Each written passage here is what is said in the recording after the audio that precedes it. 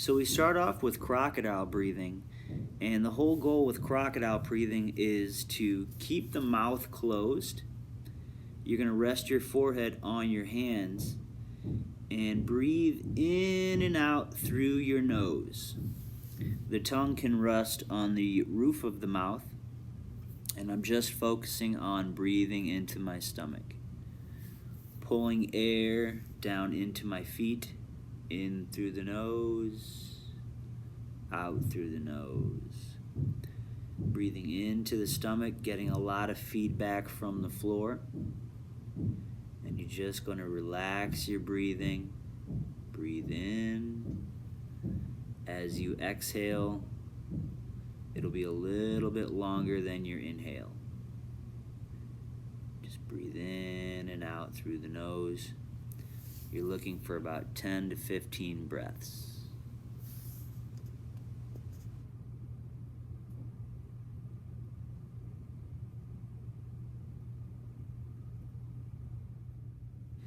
As we transition from breathing, we can just prop up on the elbows.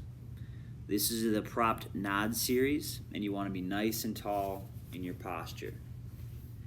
If you feel discomfort or pain in the low back, what you can do is shift your elbows forward to get a little bit better position. For me, I can't go elbows right back too far, otherwise I feel a little discomfort in the back. So I just move my elbows forward a little bit and I can start my nods. Down and up, look at your chest, and then look up at the ceiling. Keep your mouth closed. Continue your breathing that you just practiced with the crocodile breathing. 5 reps in those directions. And when you get to the top of your last rep, go ahead and open and close your mouth as wide as you can, about 5 times as well. After we finish there, we're going to transition into rotations. Just rotating, looking over the shoulder, not under the shoulder, over the shoulder. You're going to try to find your opposite heel. When you first start doing this, you might not be able to even find your first foot.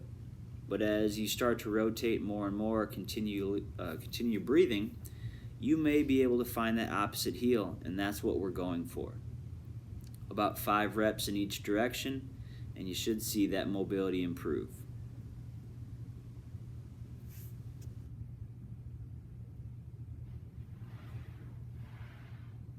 As we transition from the nod position, we're going to go into the pump variation.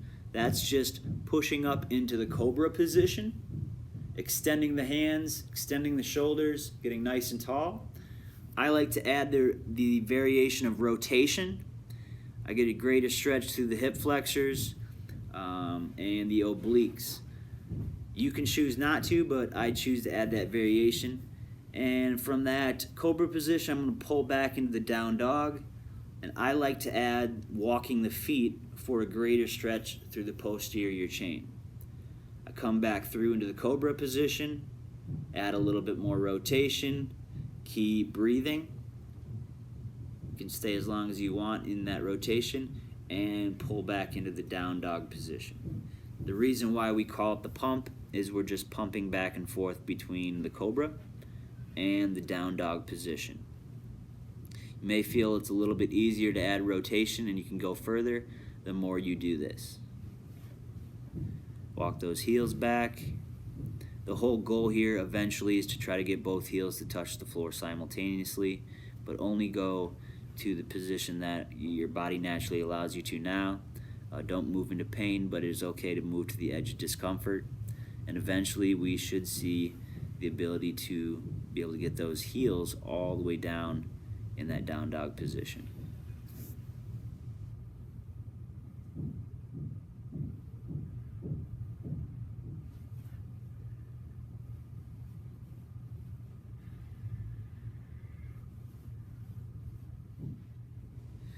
From the pump position, we can transition right into the greatest stretch. And all we're going to do is bring one of your legs up right next to your hand, to the outside of that position. Back leg is going to stay completely straight. And what you're going to do is reach with your elbow down into the floor and then reach for the sky. Switch legs, bring the foot up. I'm going to reach with the elbow, exhaling, and then reaching for the sky. I'm always going to reach with the same side that my leg is up. Leg comes up, reach, exhale, and then reach for the sky. Push your palm through the floor. You'll feel a greater stretch as you do that. You really want to focus on reaching and exhaling so you open up that hip. Reach for the sky, push your palm through the floor. About 3 reps on each side is good, but you feel free to do more if you'd like.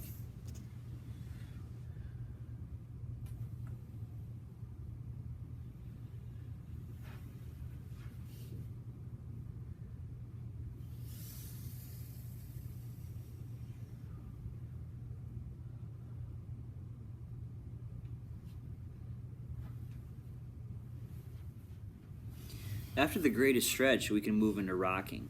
What we're looking for is the knees to be in a squat position. Not too thin, not too wide. About shoulder width apart or just at shoulders is ideal. What I want to do is keep my hands, my elbows, and my shoulders connected. My head is going to be up, looking forward. Big chest, wide chest. Hands below shoulders, knees below hips. Maintaining that nice tall posture, I want to pull my hips back in towards my heels. Start with your toes tucked under so you're rocking into the ball of the foot. Keep maintaining posture. Don't round the spine as you come back.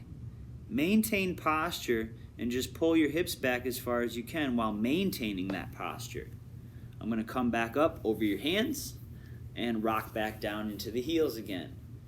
10 reps in this position is ideal. You can go longer if you'd like. Once I've finished those 10 reps into the ball of the foot, I can point the toes and do the exact same movement.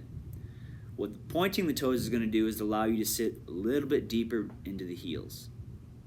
Again, maintain posture. Don't look down. Look forward. Pull back into your heels and come back over your hands. Another 10 reps is ideal in this position, or feel free to do more if you'd like. Again though, don't round the spine to get greater depth. Maintain posture. As you improve your posture and your mobility, natural depth will occur.